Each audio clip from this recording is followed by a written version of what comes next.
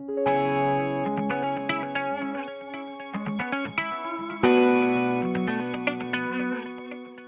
you have installed Python and installed your Visual Studio Code, and you thought everything is complete, everything has been successfully set up.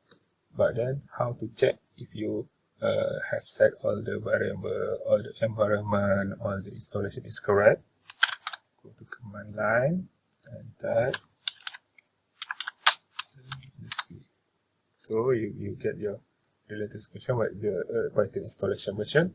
But sometimes, actually most of the time, if you install it from official website, this thing won't happen. Sometimes even if you install Python from Microsoft Store, it will return the Microsoft Store. When you type on Python, then it will return this screen, Microsoft Store, and it asks you to install Python, even though you have already installed Python successfully. Why? Because you need to set your path variable.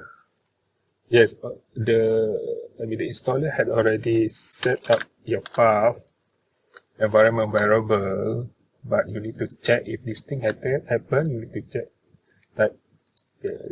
Type F, edit system environment variable, and double click on path. Now you need to check, make sure this path of Python is on the top of the list. This is the most common problem that happen. The installer set the path, but it is not on the top of the list. So you move up, you can move up and move down this list. And click OK, and everything else it should be OK now.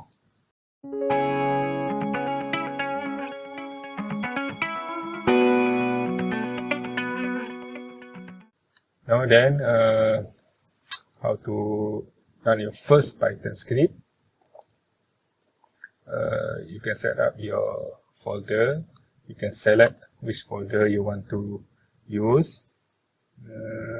Folder. So this is my folder. The report is the file, then create new folder. So select folder. And if you want to, then click on new file. Either you click on this or right click here. So, or you right click in here, and this we click create a new file in this folder.